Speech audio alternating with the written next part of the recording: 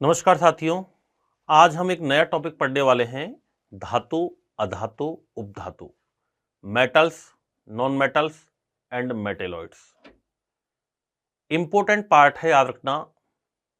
सभी भर्ती परीक्षाओं में पूछा जाता है। आपके तत्व के प्रकार होते हैं। ये लास्ट क्लास के अंदर मैंने आपको बताया था कि तत्व 3 प्रकार के होते हैं: एलिमेंट, कंपाउंड एंड मिक्सचर। इसमें हम बात करते हैं कि धातु, अधातु, उपधातु क्या होती हैं। बड़ा टॉपिक है, कई सारे इसके पार्ट्स होंगे। महत्वपूर्ण धातुएं कौन कौन सी हैं, उन सब के यौगिक कंपाउंड्स हम पढ़ेंगे। एलॉय मिश्र धातुओं के बारे में हम पढ़ेंगे। धातुओं के यौगिकों के बारे में पढ़ेंगे। धातुएं क्या होती हैं, कुछ महत्वपूर्ण तथ्य, इन सभी के बारे में पढ़ेंगे। इसमें अधातुएं पढ़ेंगे, उपधातु पढ़ेंगे, अक्रिय गैस क्या होती हैं, आवर्त सारणी में कहाँ रखा गया है इनको, इनके अयस्क कौन कौन से हैं, ये सारी चर्चा हम इसमें करने वाले हैं। तो एक बड़ा टॉपिक है और केमिस्ट्री का मेन आधारभूत टॉपिक है ये। तो सबसे पहले हम बात करते हैं धातु क्या होती हैं। सबसे पहला है धातु, इनको मेटल्स कहते हैं।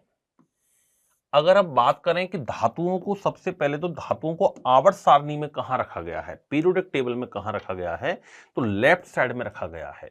अधातुओं को दाईं तरफ रखा गया है, नॉन मेटल्स को, और मेटल्स को याद रखना लेफ्ट साइड के अंदर रखा गया है। तो आवर्त सारणी में इनको लेफ्ट साइड में रखा गया है। आवर्त सारणी में, पीरियोडिक टेबल, आवर्त सारणी में इनको कहां रखा गया है, बाईं तरफ रखा गया है।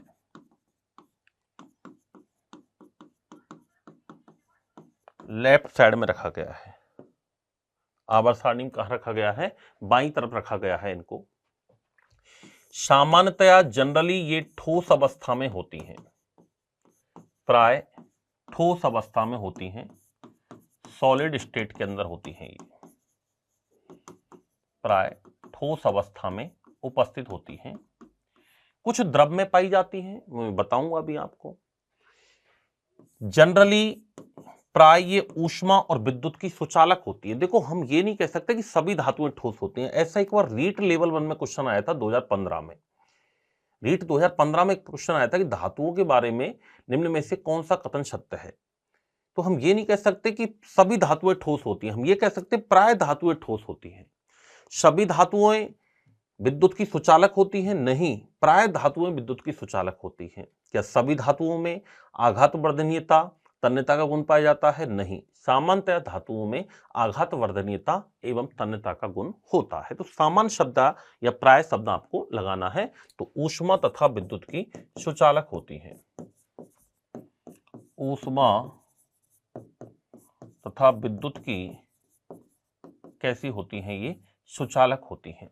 हीट एंड इलेक्ट्रिसिटी कंडक्टर होती हैं। ऊष्मा विद्युत की सुचालक होती हैं। प्राय धातुओं में आघात वर्धनीयता एवं तन्यता, डक्टिलिटी एंड मेलेबिलिटी, आघात वर्धनीयता यानी चोट मारने पर फैलना, आघात वर्धनीयता तथा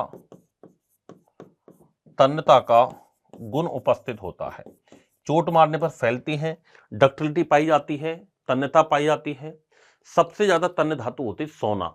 1 ग्राम सोने से लगभग 2 किलोमीटर लंबा वायर भी बनाया जा सकता है। तो आघात वर्धनीयता और तन्यता का गुण इनमें पाया जाता है। चोट मारने पर फैलती हैं। ये प्राय चमकदार होती हैं।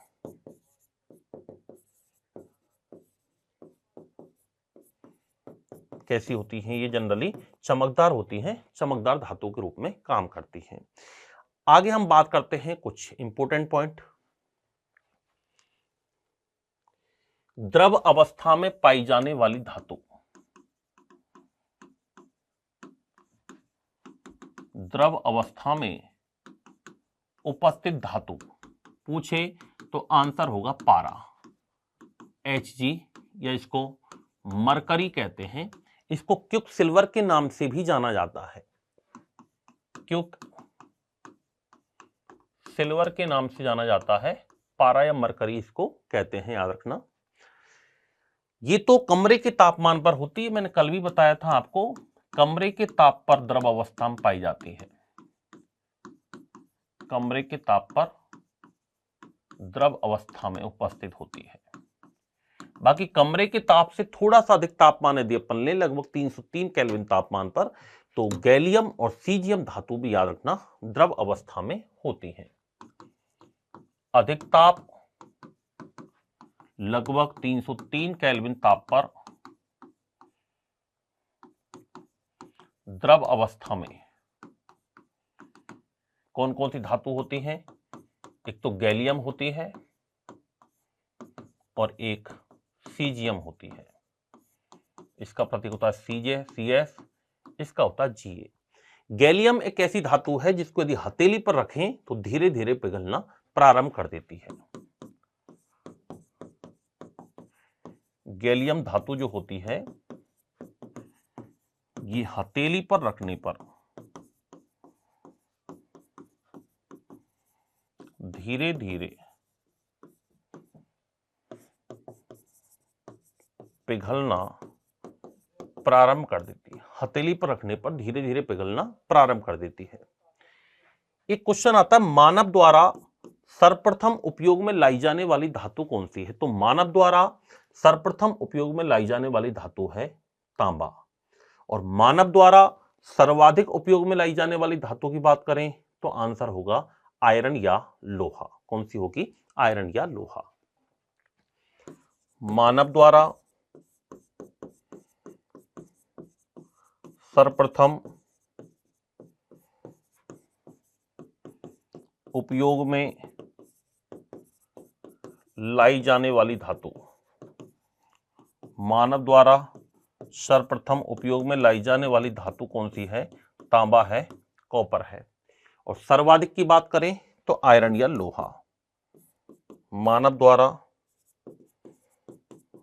सर्वाधिक उपयोग में लाई जाने वाली धातु आयरन है, जिसको लोहा कहते हैं, प्रतीक होता है इसका Fe। भूपर्पटी पर सर्वाधिक मात्रा में पाई जाने वाली धातु कौन सी है? तो आंसर होगा एल्यूमिनियम। भूपर्पटी अर्थक्रस्ट पर सर्वाधिक मात्रा में पाई जाने वाली धातु की बात करें तो कौन सी होगी? एल्यूमिनियम।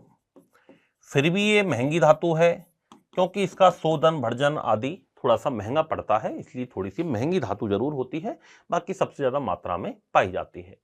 एक प्रश्न आता है, सबसे हल्की एवं कम घनत्व वाली धातु कौन सी है? लिथियम। और सबसे भारी धातु कौन सी है? तो ऑस्मियम। सबसे हल्की तथा कम घनत्व वाली धातु, लो डेंसिटी, लाइटेस्ट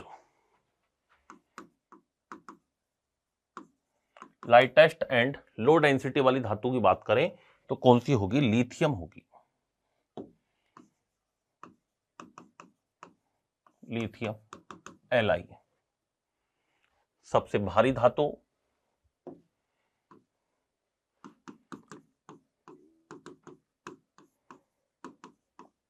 सबसे भारी धातु की बात करें तो सबसे भारी धातु है ऑस्मियम। कौन सी होती है? ऑस्मियम। सर्वाधिक घनत्व वाली धातु भी कौन सी होगी? ऑस्मियम होगी, याद रखना। सबसे ज्यादा घनत्व वाली धातु भी कौन सी होगी? ऑस्मियम होगी। सर्वाधिक भारी धातु एवं सर्वाधिक घनत्व वाली धातु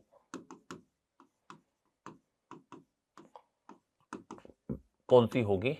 ऑस्मियम होगी। अगला पॉइंट आता है कि उद्योग धंधों में काम में आने वाली सबसे हल्की धातु कौन सी है?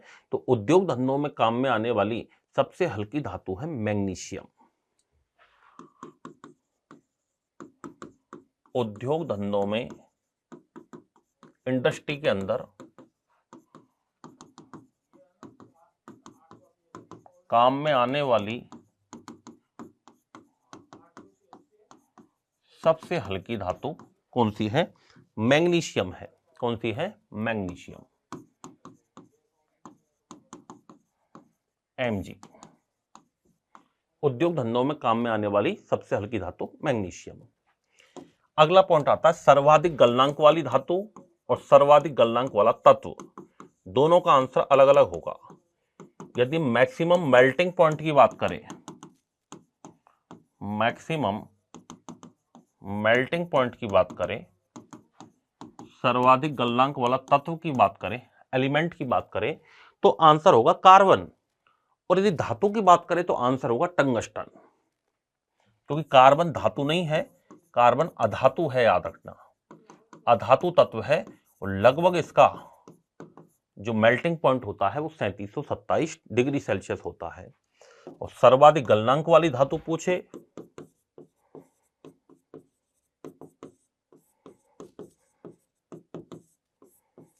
सर्वाधिक गलनांक वाली धातु पूछे तो आंसर होगा टंगस्टन।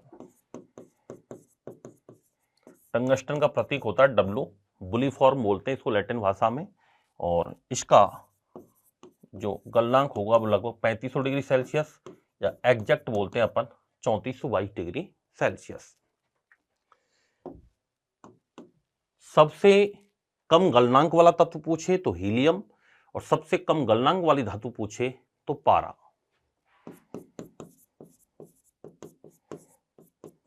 सबसे कम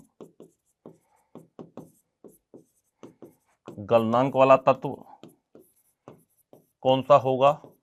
हीलियम He -270 डिग्री सेल्सियस। और सबसे कम गलनांक वाली धातु पूछे तो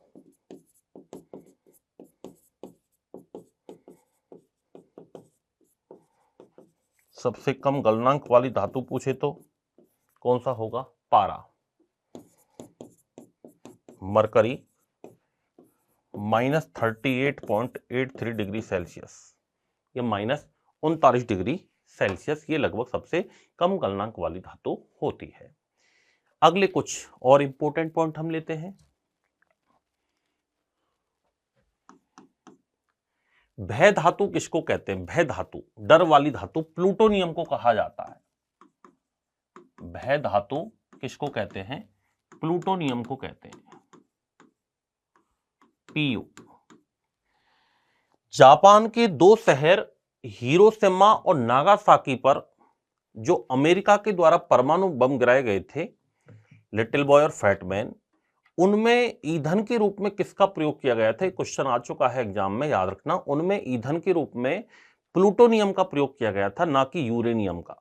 कई बार बच्चे यूरेनियम कर देते हैं, प्लूटोनियम का यूज किया गया था, क्वेश्चन आ चुका है। तो नोट लगा के लिखना है अपन को कि जापान के दो शहरों हिरोशिमा तथा नागासाकी पर अमेरिका द्वारा गिराए गए परमाणु बमों में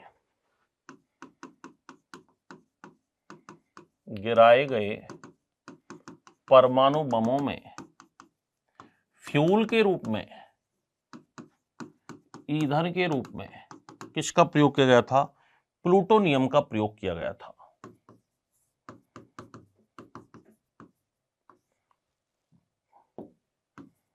प्लूटोनियम का प्रयोग किया गया था। किसका प्रयोग किया गया था? प्लूटोनियम का यूज किया गया था। एक क्वेश्चन आता है भविष्य की धातु किसको कहते हैं?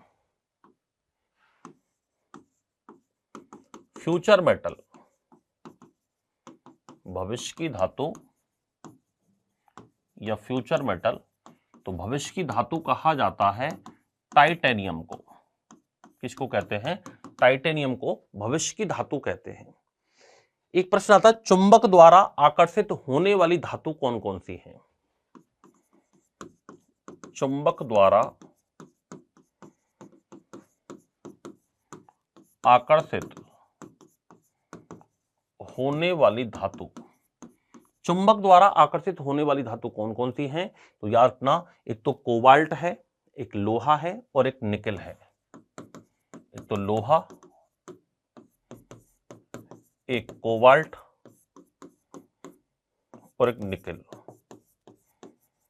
ये तीन धातु ऐसी हैं जो कि चुंबक द्वारा आकर्षित होने वाली धातु हैं।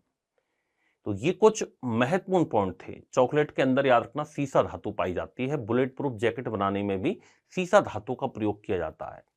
बुलेट प्रूफ जैकेट बनाने में सीसा धातु का प्रयोग करते हैं और चॉकलेट के अंदर सीसा, निकल धातुएं आदि पाई जाती हैं। तो ये कुछ कॉमन पॉइंट थे जो कि हमने धातुओं के बारे में पढ़ा है कि सबसे हल्की, सबसे भारी। एक याद रखना, सफेद सोना प्लेटिनम को कहते हैं। सर्वाधिक महंगी धातु आती है प्लेटिनम। सर्वाधिक महंगी धातु आती है प्लेटिनम। इसको व्हाइट गोल्ड कहते हैं, सफेद सोने के नाम से जाना जाता है। पीला सोना कहते हैं औरम को, सफेद सोना कहते हैं प्लेटिनम को, तरल सोना कहते हैं पेट्रोल को, काला सोना कहते हैं अफीम को, हरा सोना कहते हैं बांस को। ठीक है, तो ये सर्वाधिक महंगी धातु है प्लेटिनम। अब इसमें कुछ महत्वपूर्ण धातुएं हम पढ़ने वाले हैं, जिसमें पहली हम धातु पढ़ेंगे सोडियम। और सोडियम के कौन कौन से अयस्क हैं उन सभी के बारे में हम चर्चा करने वाले हैं। तो अब हेडिंग लगाएंगे, कुछ महत्वपूर्ण धातुएं। कुछ महत्वपूर्ण धातुएं। इसमें पहली धातु है सोडियम, Na इसका प्रतीक है। इसके बारे में हम चर्चा करेंगे। सोडियम धातु की सबसे पहले तो हम बात करते हैं कि सोडियम धातु किससे प्राप्त की जाती है। धातुएं डायरेक्ट हमें पृथ्वी में नहीं मिलती, इनके अयस्क मिलते हैं और मिलते हैं। जैसे सोडियम क्लोराइड से प्राप्त होता है, सोडियम कार्बोनेट से प्राप्त होता है, बोरेक्स से प्राप्त होता है। तो ये इनके और हैं, क्या है, ये इनके अयस्क हैं। याद रखना, तो सबसे पहले तो अयस्क की बात करते हैं कि इसके अयस्क कौन कौन से हैं जिनसे ये निकाली जाती है, और कौन कौन से हैं। तो और में एक तो आता है sodium chloride, NaCl, sodium chloride. दूसरा आता है सोडियम कार्बोनेट,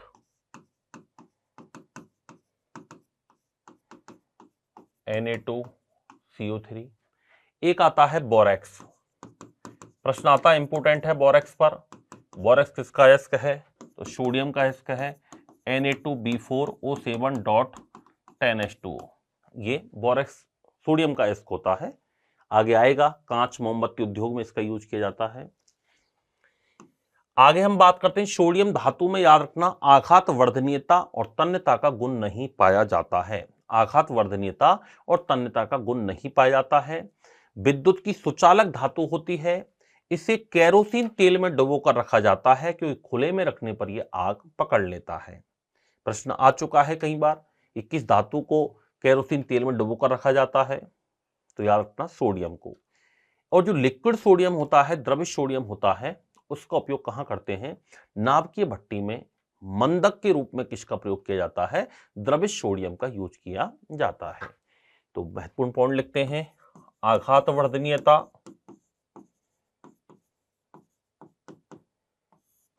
तथा तन्यता का गुण अनुपस्थित होता है। विद्युत की सुचालक धातु होती है।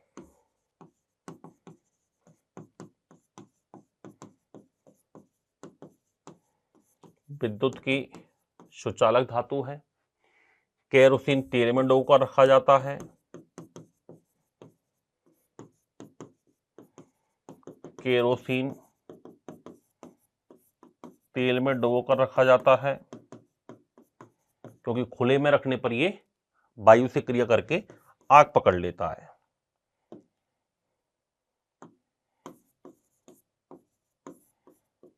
खुले में रखने पर वायु के साथ क्रिया करके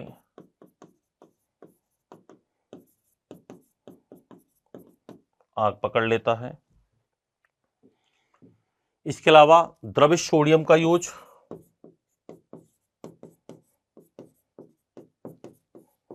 नाभ की भट्टी में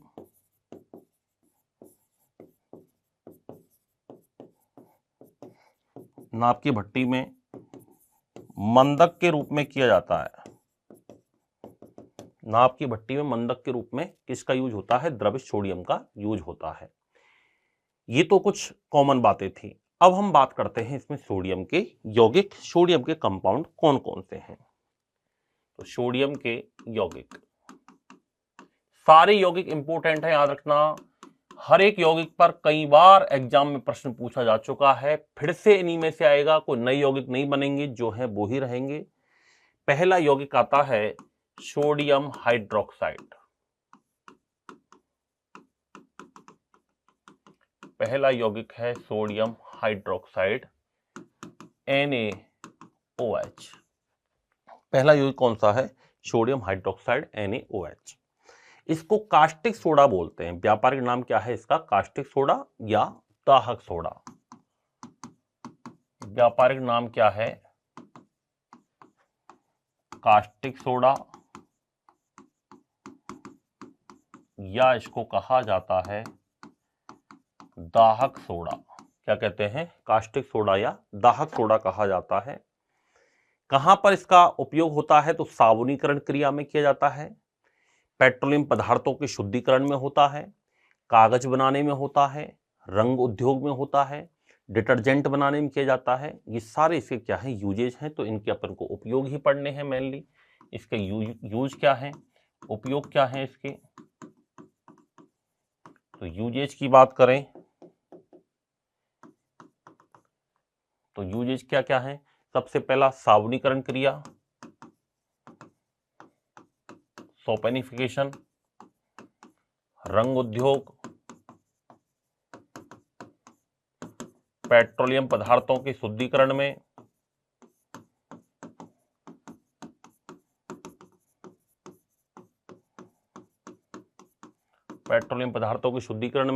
रंग बनाने में तथा कागज बनाने में, रंग तथा कागज उद्योग में, इन सभी में किसका प्रयोग होता है? सोडियम हाइड्रोक्साइड का यूज होता है। अगला एक आता है दूसरा सोडियम क्लोराइड। दूसरा यौगिक आता है सोडियम क्लोराइड, जिसको NaCl के नाम से जाना जाता है। सोडियम क्लोराइड साधारण नमक बोलते हैं इसका। व्यापारिक नाम क्या है? साधारण नमक। व्यापारिक नाम क्या है इसका? साधारण नमक के नाम से इसको जाना जाता है। इसके यूज की बात करें तो मेन उपयोग तो आप जानते हो, इसका भोजन के रूप में किया जाता है। दूसरा, खाद्य परिरक्षण में भी होता है। अचार में हमेशा नमक की मात्रा ज्यादा डालते हैं क्योंकि जम्स वगैरह इसमें नहीं पनपते हैं, याद रखना। तो खाद्य परिरक्षक के रूप में भी इसका यूज किया जाता है। खाद्य परिरक्षक के रूप में, मछलियों के प्रिजर्वेशन में, मछली मांस के प्रिजर्वेशन में, मछली मांस परिरक्षण में, मछली मांस पर नमक की लेयर चढ़ा देते हैं, नमक के पानी की, जिससे वो जल्दी से खराब नहीं होता है। इसके अलावा हिम मिश्रण बनाने में, हिम मिश्रण होता है जो आइसक्रीम बनाने वाले होते हैं ना, नमक मिला के रखते हैं, जल्दी से पिघलती नहीं है नमक से। हिम मिश्रण, फ्रीजिंग मिक्सचर,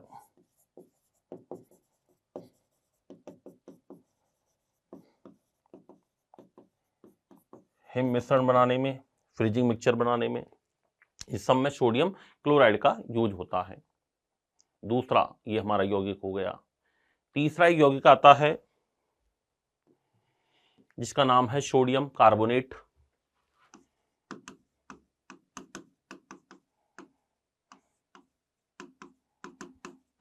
जिसको धावन सोडा कहते हैं। कई बार प्रश्न पूछा जा चुका है, याद रखना। एक बार तो प्रश्न ये भी आया हुआ है कि इसमें जल के अणु कितने होते हैं? तो 10 जल के अणु होते हैं, याद रखना। इसको धावन सोडा कहा जाता है। क्या कहा जाता है इसको? धावन सोडा कहते हैं। कपड़े धोने में काम में आता है। तो इसका व्यापारिक नाम क्या होगा? व्यापारिक नाम होगा इसका धावन सोडा। कपड़े धोने में काम में आता है। कपड़े धोने में यूजफुल है, ये कपड़े धोने में उपयोगी होता है। जो सोडियम बाइकार्बोनेट है इसका उपयोग अपमार्जक बनाने में किया जाता है और जल की कठोरता को दूर करने में भी किया जाता है। तो यूज कहाँ करते हैं? अपमार्जक बनाने में। अपमार्जक बोले तो सर्फ, डिटर्जेंट, अपमार्जक बनाने में। और इसके अलावा हम बात करें तो जल की कठोरता को दूर करने में।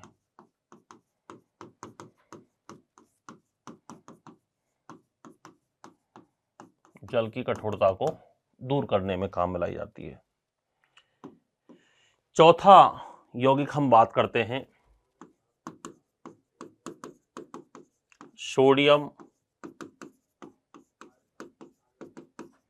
Bicarbonate, NaHCO3।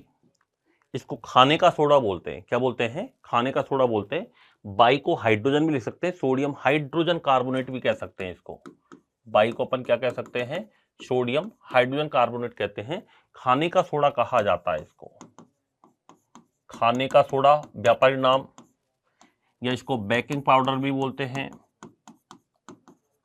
बेकिंग पाउडर कहते हैं, या इसको मीठा सोडा कहा जाता है। क्या कहा जाता है? मीठा सोडा कहते हैं। बेकर सोडा भी इसको कहा जाता है। इसका यूज बेकरी उद्योग में किया जाता है। यूज की बात करें तो बेकरी उद्योग में ये भी टोस्ट ब्रेड वगैरह बनते हैं, इन सभी में यूज में आता है। मीठा सोडा तो दोस्तों हमारे घरों में जो भी कुछ बनता है मैदा का आइटम लगभग सब में डालते हैं। बाटी वगैरह बनाने में, छोले भटूरे वगैरह बनाने में, समोसे कचौरी, इन सभी में सोडे का यूज किया जाता है। ये अम्लीयता को दूर करता है। कई बार पेट में गड़बड़ होती है तब भी सोडा पानी पीते हैं अपन, तो अम्लीयता को दूर करता है। ये एसिडिटी को दूर करने में भी इसका उपयोग होता है। एक क्वेश्चन आता है कि आटे में थोड़ी मात्रा में सोडा मिलाने से रोटी अच्छी तरह से फूल जाती है, क्यों? क्योंकि इसमें CO2 गैस बनती है। कौन सी गैस बनती है? CO2 गैस बनती है। अग्निशमन यंत्रों में भी काम में आता है, ये आग बुझाने में। अग्निशमन यंत्र में भी काम में आता है।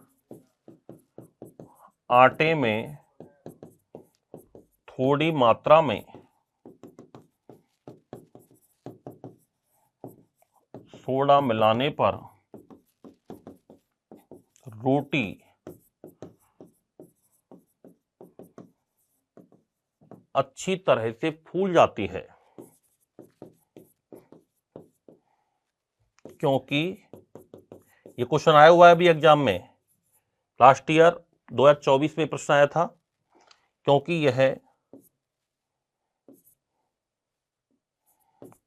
CO2 गैस का निर्माण करती है, इसलिए रोटी अच्छी तरह से फूल जाती है। तो ये क्या है? Sodium bicarbonate. अगला यौगिक आता है सोडियम थायोसल्फेट, 5वें नंबर पर।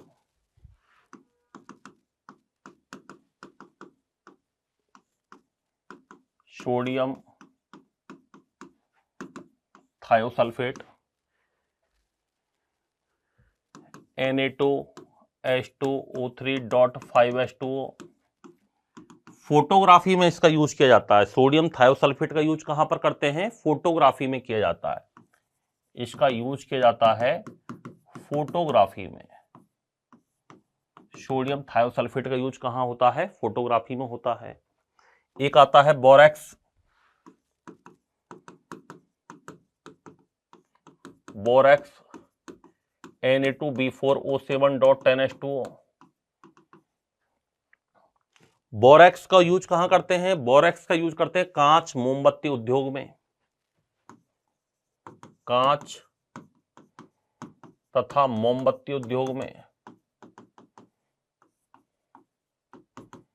कांच तथा मोमबत्ती उद्योग में किया जाता है।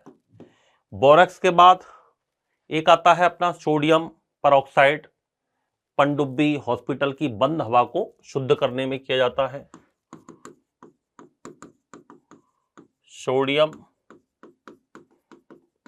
परऑक्साइड Na2O2 हॉस्पिटल पनडुब्बी आदि की बंद हवा को शुद्ध करने में किया जाता है। हॉस्पिटल पनडुब्बी आदि की बंद हवा को शुद्ध करने में किया जाता है। उसका नाम क्या है? सोडियम परऑक्साइड है।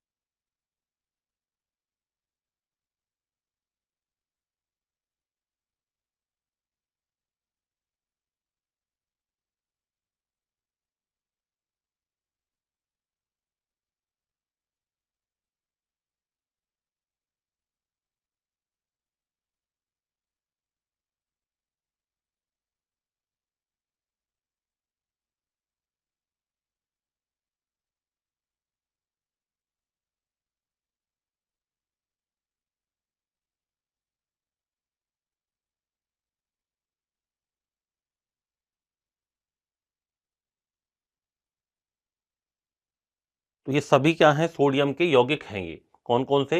सोडियम परऑक्साइड हॉस्पिटल पनडुब्बी की बंद हवा को शुद्ध करता है। बोरेक्स कांच मोमबत्ती उद्योग में काम में आता है। सोडियम थायोसल्फेट फोटोग्राफी में काम में आता है। सोडियम बाइकार्बोनेट खाने का सोडा बेकिंग पाउडर।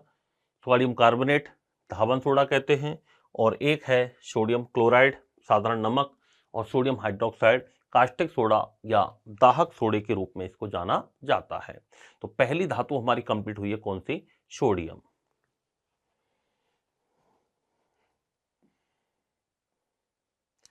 अगली जो धातु आती है हमारी उसका नाम है मैग्नीशियम।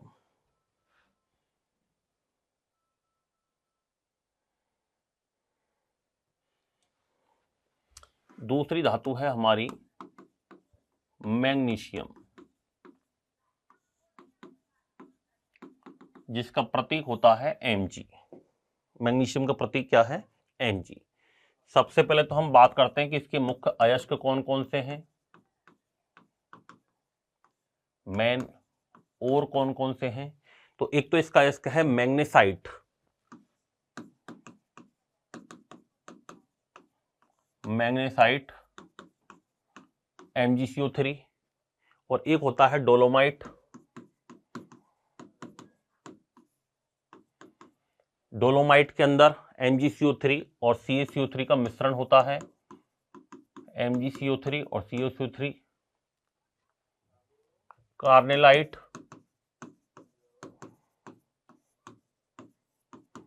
MgCl2। ये सब क्या है याद रखना? मैग्नीशियम के अयस्क हैं। क्या है? मैग्नीशियम के अयस्क हैं।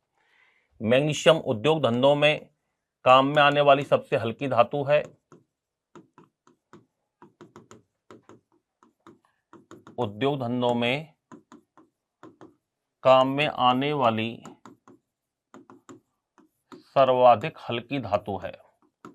कौन? मैग्नीशियम। फ्लैश लाइट बनाने में इसका यूज होता है। इसका यूज कहां पर होता है? फ्लैश लाइट बनाने में, फ्लैश बल्ब बनाने में किसका प्रयोग होता है?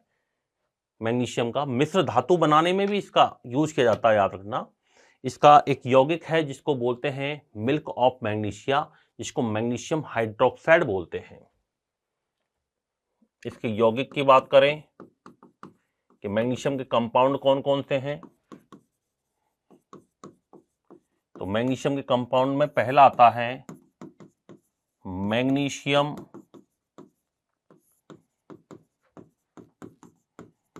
हाइड्रोक्साइड, या इसको कहते हैं milk of magnesia. Milk of magnesia, MgOH का होल ट्वाइस, इंपोर्टेंट आ चुका है एग्जाम में प्रश्न। पेट की एसिडिटी को दूर करने में इसका यूज किया जाता है एंटासिड के रूप में।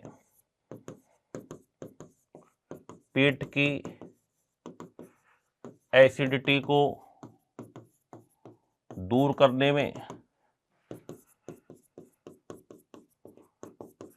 एंटासिड के रूप में किसका प्रयोग होता है? मैग्नीशियम हाइड्रोक्साइड का प्रयोग किया जाता है। चीनी उद्योग में भी इसका यूज होता है। चीनी उद्योग में मैग्नीशियम हाइड्रोक्साइड का यूज होता है। तो सभी में किसका यूज होगा? मैग्नीशियम हाइड्रोक्साइड का यूज होगा। एक आता है मैग्नीशियम कार्बोनेट, दूसरा आता है मैग्नीशियम कार्बोनेट,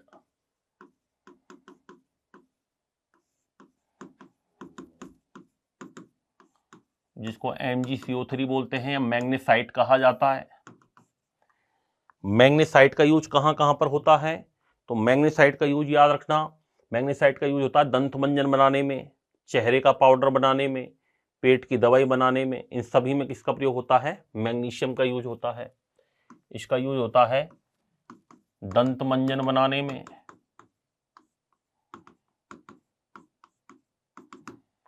पेट की दवाई बनाने में,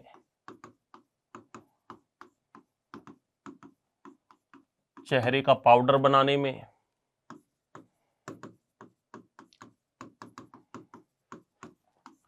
चेहरे का पाउडर बनाने में। इन सभी में किसका यूज होता है? मैग्नीशियम कार्बोनेट का यूज होता है। और तीसरा एक आता magnesium sulphate, magnesium sulphate MgSO4। Magnesium sulphate का उपयोग कपास और पेंट उद्योग में किया जाता है। कपास तथा पेंट उद्योग में किया जाता है। मैग्नीशियम धातु याद रखना पर्णहरित में पाई जाती है। किसमें पाई जाती है?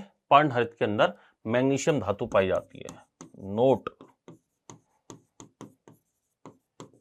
पर्णहरित बोले तो क्लोरोफिल, पर्णहरित या क्लोरोफिल में कौन सी धातु उपस्थित होती है? मैग्नीशियम धातु उपस्थित होती है। ये पौधों के हरेपन के लिए उत्तरदायी होती है। ये पौधों के हरेपन के लिए उत्तरदायी है। यदि कमी हो जाए तो हरिमहीनता रोग हो जाता है।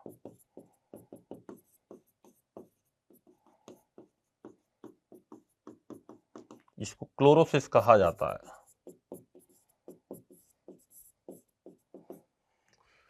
तो ये बात थी दोस्तों हमारी दूसरी, कौन सी? मैग्नीशियम धातु। मिश्र धातु बनाने में इसका यूज किया जाता है। एक मैग्नीलियम धातु आती है, मैग्नीलियम, मैग्नीशियम प्लस एल्यूमिनियम से मिलकर के बनती है मैग्नीलियम। ये हवाई जहाज की बॉडी बनाने में काम में आती है। एक मिश्र धातु है इसकी मैग्नीलियम, मैग्नीलियम जो कि मैग्नीशियम प्लस एल्यूमिनियम से बनती है। वायुयान की बॉडी बनाने में काम में आती है। वायुयान की बॉडी बनाने में काम में आती है, तो उसका नाम है मैग्नीलियम। तो ये दोस्तों आज की क्लास में हमने इस वाले पार्ट में दो महत्वपूर्ण धातुएं पढ़ी हैं। धातुओं के बारे में महत्वपूर्ण पढ़ा है, महत्वपूर्ण क्या क्या पॉइंट हैं। इसके अलावा सोडियम धातु क्या है, सोडियम के अयस्क क्या है, मैग्नीशियम धातु क्या है, इनकी हमने चर्चा की है। नेक्स्ट क्लास के अंदर अपन नेक्स्ट पार्ट के अंदर कैल्शियम धातु की चर्चा करेंगे और भी अदर जो मेटल्स हैं उनकी आगे हमारी चर्चा होती रहेगी। धन्यवाद।